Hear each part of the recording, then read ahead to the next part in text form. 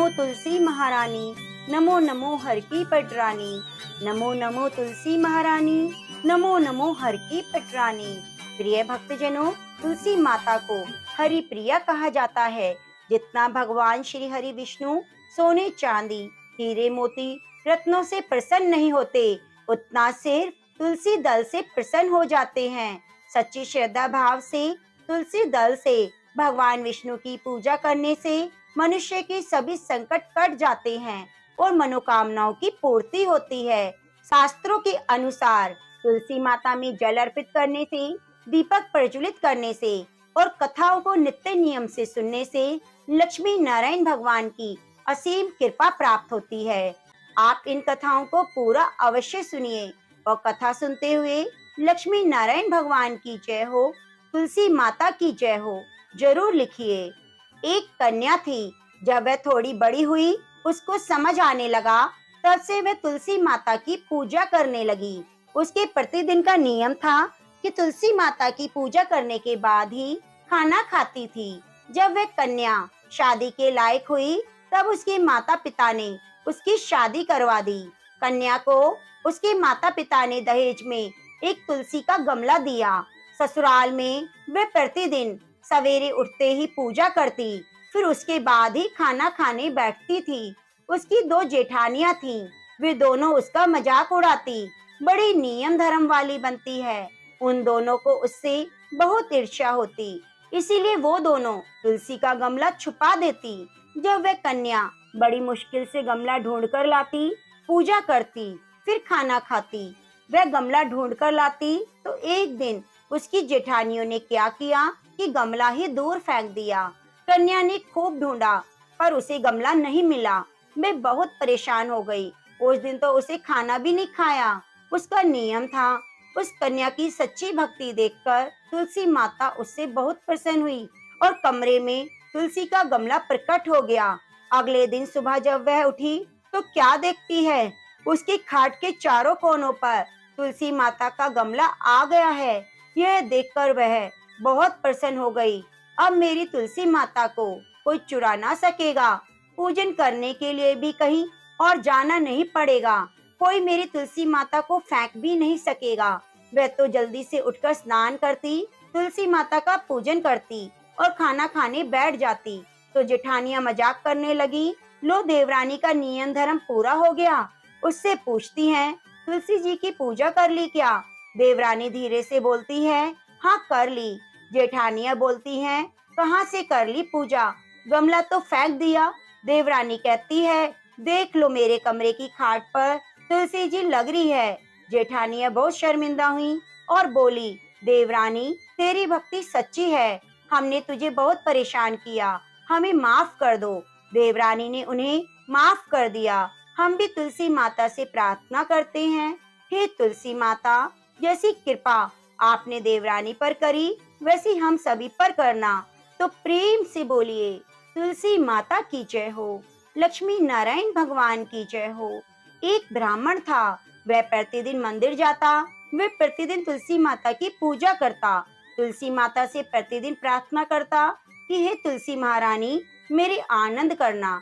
तुलसी माता ने सोचा, ब्राह्मण तो बहुत सीधा है और गरीब है, प्रतिदिन मेरी पूजा करता है, मैं इसके कुछ न कुछ करना चाहती हूँ।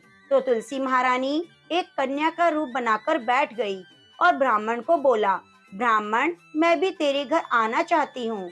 ब्राह्मण ने सोचा, 6 लड़कियां तो पहले मेरे घर हैं और 7 लड़कियों का मैं कैसे पालन पोषण करूँगा, लड़कियों की शादी कैसे कराऊंगा, मेरे पास तो कुछ भी नहीं। यह व्यभिचार करके वह बहुत परेशान रहने लगा। उसको तो खाना भी नहीं भा रहा था। उसकी औरत ने कहा, क्या बात है, आजकल बहुत दुखी रहने लगे हो। तो ब्राह्मण बोला, मैं मंदिर जाता हूँ, वहाँ पर एक छोटी सी सुंदर कन्या बैठी है। वह कहती है, ब्राह्मण मैं आपके घर आऊं। उसकी पत्नी बोली, अरे इसमें परेशान होने की क्या बात है, आ रही है तो आने दो। ब्राह्मण बोला, पहले से अपने 6 लड़कियां हैं, उनकी भी शादी करनी है। तो ब्राह्मणी बोली, अरे ये कोई बात नहीं, अपनी 6 लड़कियों की शादी करवाएंगे तो वैसे ही 7वीं की भी करवा देंगे, अपनी 7 लड़कियों की शादी साथ में करवा देंगे। अगले दिन वह ब्राह्मण मंदिर गया। वो छोटी कन्या ने पूछा, ब्राह्मण मैं आपके घर आऊं? तो ब्राह्मण बोला, हाँ चलो। उनको घर पर लेकर आ गया। तुलसी माता कन्या के रूप में ब्राह्मण के घर आ गई तो उससे उसके घर में लक्ष्मी की बारिश होने लगी। आनंद हो गया। जब ब्राह्मण सातों कन्याओं की शादी के लिए वर ढूंढने जाने लगे तो छोटी कन्या ने कहा, मेरे तो शालिग्राम जी के मंदिर में जाकर शालिग्राम जी को बोलना बारात लेकर आए और मेरी 6 बहनों की तुम्हारी इच्छा से वर ढूंढ लेना। उसने ऐसा ही किया।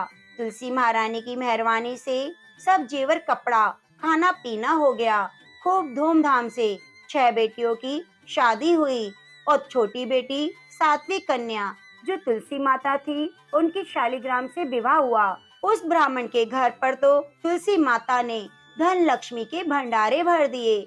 हम भी तुलसी माता से प्रार्थना करते हैं, हे तुलसी माता, जैसे आप ब्राह्मण पर कृपा करी वैसे हम सभी पर करना। प्रेम से बोलिए, तुलसी माता की जय हो। प्रिय भक्तजनों, अब सुनते हैं अनंत फलों को देने वाली तुलसी माता की कथा। एक कुटुंब में नंद और भाभी रहती थी।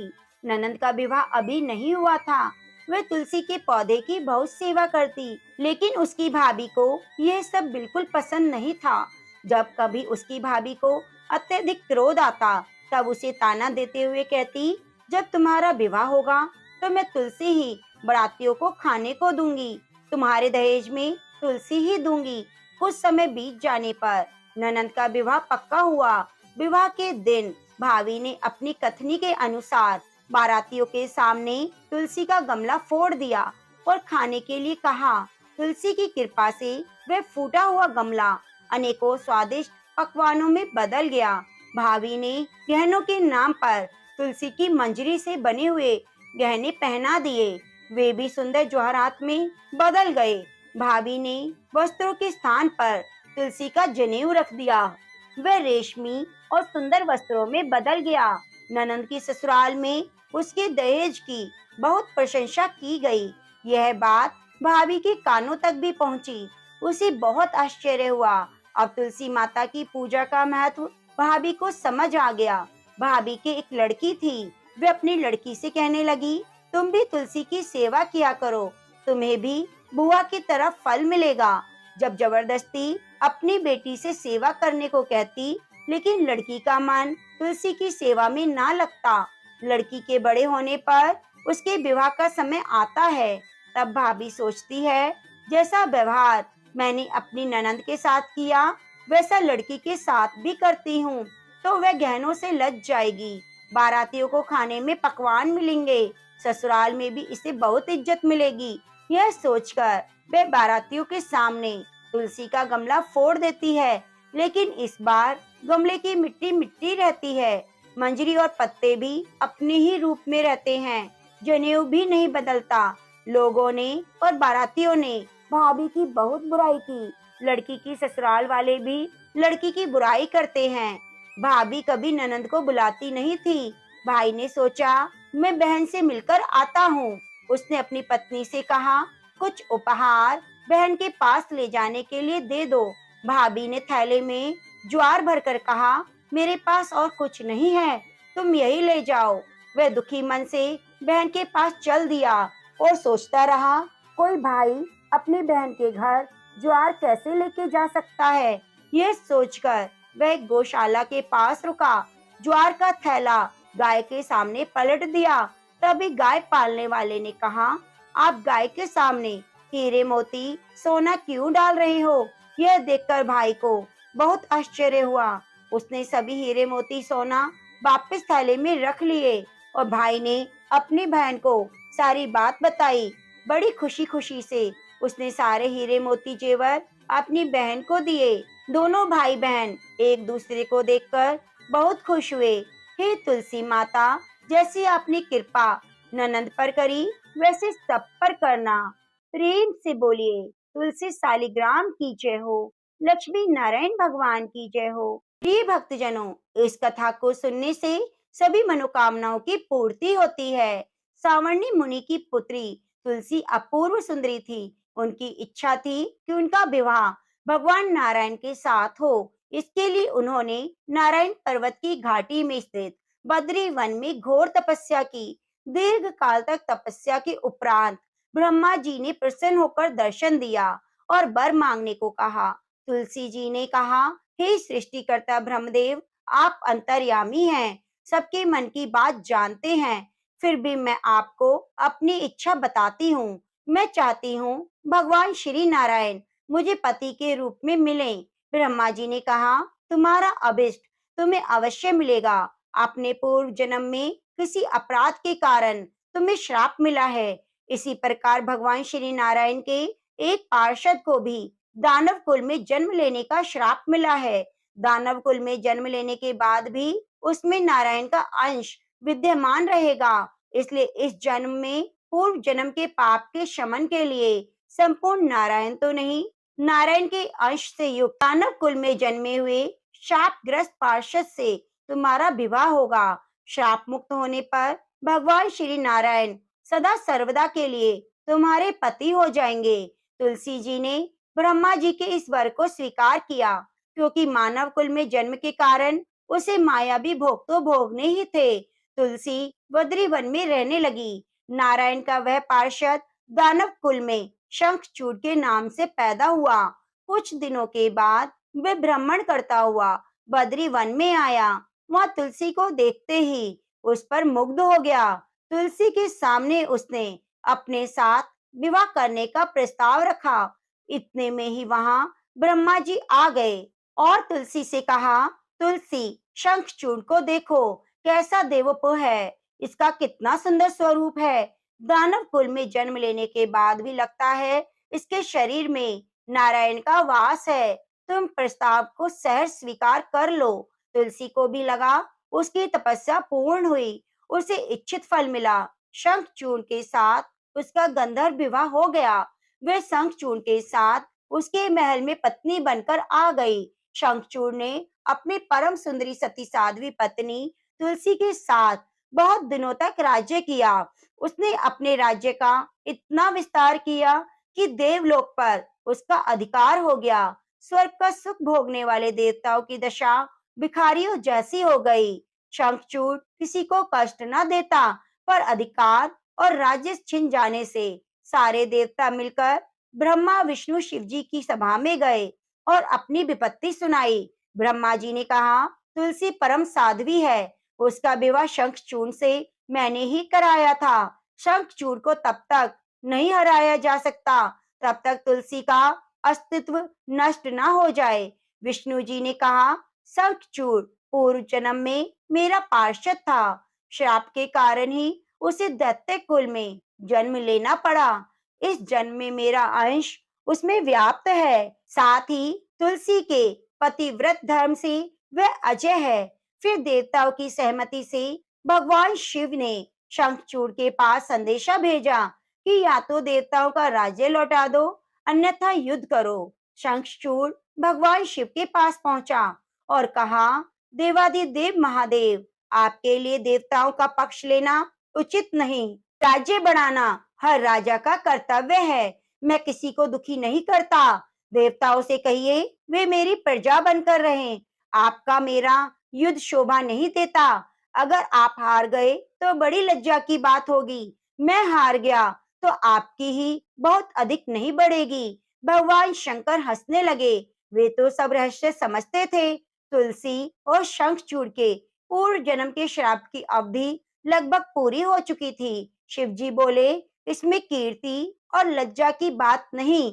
तुम देवों का राज्य लौटाकर उनके पद पर प्रतिष्ठित होने दो। युद्ध से बचने का यही एक उपाय है। शंखचूड़ ने कहा, मैंने युद्ध के बल से देवलोक जीता है। कोई उसे युद्ध के द्वारा ही वापस ले सकता है। यह मेरा अंतिम उत्तर है।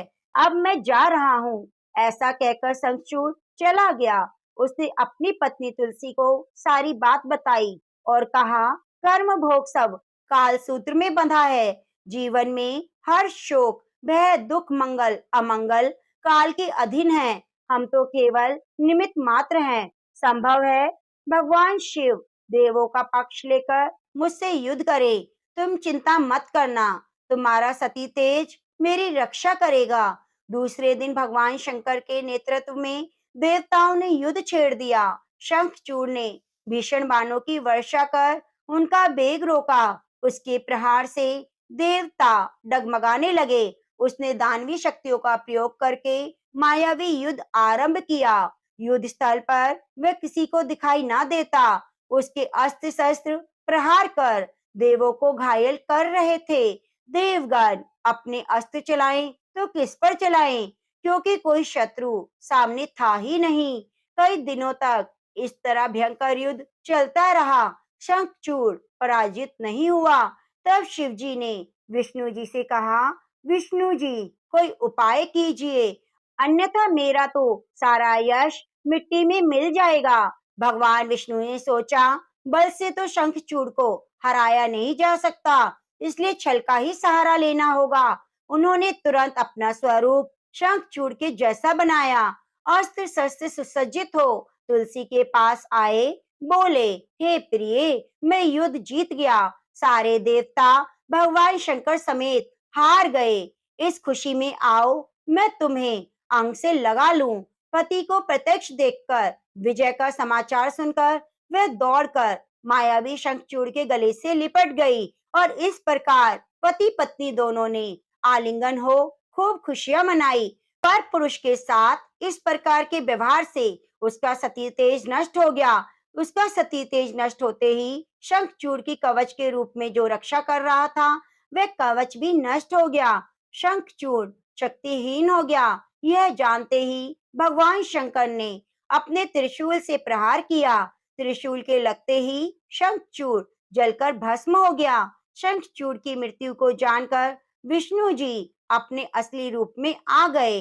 अपने सामने अपने पति शंखचूड़ के स्थान पर भगवान विष्णु को खड़ा देख तुलसी बहुत हैरान हुई और उसे पता लग गया कि स्वयं नारायण ने उसके साथ छल किया है। क्रोध में आकर तुलसी ने भगवान विष्णु को श्राप दिया कि एक सती स्त्री का सतीत्व भंग करने के अपराध में तुम हृदयहीन हो जाओ, पत्थर हो जाओ। विष्णु ने तुलसी के श्राप को शिरोधार्य कर कहा, देवी, तुम्हारे और शंखचूड़ के कल्याण के लिए ही मुझे ऐसा करना पड़ा। तुम दोनों को श्राप से मुक्त करना था। तुम अभी शरीर त्याग कर तुलसी बिरवा के रूप में जन्म लोगी और मेरी पूजा तुलसी दल से होगी। मैं शालिग्राम पत्थर बनूंगा। मेरे शीश पर तुम आदर से विराजमान होगी। तुम्हारे पति की हड्डियों के चूर्ण से शंख की उत्पत्ति होगी। इस शंख ध्वनि से देवता और मेरी पूजा आराधना होगी। जहाँ शंख ध्वनि होगी वह मंगल ही मंगल होगा। मैं विराजमान रहूंगा। तुमने पूर्व जन्म में बद्री वन में मुझे पाने के लिए बड़ी तपस्या की। अब अगले जन्म में मैं नारायण प्रस्तर के रूप में बद्री वन में स्थापित होऊंगा और मेरी पूजा अर्चना फल फूलों से ना होकर तुम्हारे तुलसी दल से होगी। मेरे शीश पर विराजमान होकर तुम मुझसे भी ऊंचा पद प्राप्त करोगी। तो प्रेम से बोलिए, तुलसी शालिग्राम भगवान की जय हो। प्रिय भक्तजनों, अब आइए सुनते हैं तुलसी माता और भगवान गणेश की कथा। इस कथा को सुने बिना तुलसी कथा का पूर्ण फल प्राप्त नहीं होता। एक समय नवयौवना संपन्न तुलसी देवी नारायण परायण होकर तपस्या के निमित्त से तीर्थों में भ्रमण करती हुई गंगा तट पर पहुंची। वहां उन्होंने गणेश जी को देखा, जो तरुण युवा में लग रहे थे। अत्यंत सुंदर, शुद्ध पीतांबर धारण किए हुए थे, आभूषणों से विभूषित थे। सुंदरता जिनके मन का अपहरण नहीं कर सकती, जो कामना रहित, जितेंद्रिय में सर्वश्रेष्ठ, योगियों के योगी और जो कृष्ण की आराधना में ध्यान रत थे। उन्हें देखते ही तुलसी का मन उनकी ओर आकर्षित हो गया। तब तुलसी उनका उपहास उड़ाने लगी। ध्यान भंग होने पर गणेश जी ने उनका परिचय पूछा और उनकी आगमन का कारण जानना चाहा। गणेश जी ने कहा, माता, तपस्वी का ध्यान भंग करना सदा पापजनक और अमंगलकारी होता है। भगवान श्री कृष्ण आपका कल्याण करे। मेरे ध्यान भंग होने से उत्पन्न दोष आपके लिए अमंगल कारक ना हो। तुलसी ने कहा, मैं तपस्या में संलग्न हूँ। मेरी यही तपस्या पति प्राप्ति के लिए है, अतः आप मुझसे विवाह कर लीजिए। तुलसी की बात सुनकर बुद्धि श्रेष्ठ गणेश जी ने उत्तर दिया, माता, विवाह करना बड़ा भयंकर है। मैं ब्रह्मचारी हूँ। विवाह तपस्या के लिए नाशक, मोक्ष द्वार के रास्ते बंद करने वाली भाव बंधन की रस्सी स्पर्श है, उद्गम स्थान है। अतः आप मेरी ओर से ध्यान हटा लीजिए, किसी अन्य को पति के रूप में तलाश कीजिए। तब कुपित होकर तुलसी ने भगवान गणेश को श्राप देते हुए कहा, आपका विवाह अवश्य होगा। यह सुनकर शिव गौरी पुत्र गणेश तुलसी को श्राप देते हैं, देवी, तुम भी निश्चित रूप से असुरों द्वारा ग्रस्त होकर वृक्ष बन जाओगी। इस श्राप को सुनकर तुलसी जी व्यथित होकर भगवान गणेश की वंदना करने लगी। तब प्रसन्न होकर गणेश जी ने तुलसी से कहा, मनोरमे, तुम पौधों की सारभूता बनोगी, समयांतर भगवान नारायण की प्रेयसी बनोगी। सभी देवता आपको स्नेह रखेंगे, परंतु श्री कृष्ण के लिए आप विशेष रूप से प्रिय रहेंगी। आपकी पूजा मनुष्यों के लिए मुक्ति दायिनी होगी। मेरे पूजन में आपका सदैव त्याग रहेगा। ऐसा कहकर गणेश जी पुनः तपस्या में चले गए। इधर तुलसी देवी दुखित हृदय से पुष्कर में जाकर पहुंच गई और निराहार रहकर तपस्या में संलग्न हो गई। उसके बाद गणेश जी के श्राप से वे चिरकाल तक शंखचूड़ की प्रिय पत्नी बनी रही, और जब शंखचूड़ का शंकर जी के त्रिशूल से मृत्यु हुई तो नारायण की प्रेसी बन तुलसी का वृक्ष हुई। इस कथा में बताई गई वजह से ही भगवान श्री गणेश की पूजा में तुलसी नहीं चढ़ाई जाती, किंतु तुलसी माता को समस्त पूजन कर्मों में प्रमुखता दी जाती है। साथ ही मंदिरों में चरणामत में भी तुलसी का प्रयोग किया जाता है। ऐसी कामना होती है कि अकाल मृत्यु को हरने वाली और सर्व व्याधियों का नाश करने वाली है। इस कथा में बताई गई वजह से ही भगवान श्री गणेश की पूजा में तुलसी नहीं चढ़ाई जाती, और भगवान श्री गणेश का विवाह रिद्धि और सिद्धि से हुआ। उसके बाद उनके दो पुत्र हुए, शुभ और लाभ। तो प्रेम से बोलिए, गौरी पुत्र गणेश की जय हो, राई दामोदर की जय हो, तुलसी शालिग्राम की जय हो। नमो नमो तुलसा महारानी, नमो नमो हर की पटरानी, नमो नमो तुलसा महारानी, नमो नमो हर की पटरानी। प्रिय भक्तजनों, यदि आपको कथाएं अच्छी लगी हैं तो आप हमारे चैनल को सब्सक्राइब जरूर कीजिए। लाइक करके कमेंट बॉक्स में जय तुलसी माँ, जय लक्ष्मी नारायण भगवान की लिखना ना भूलें।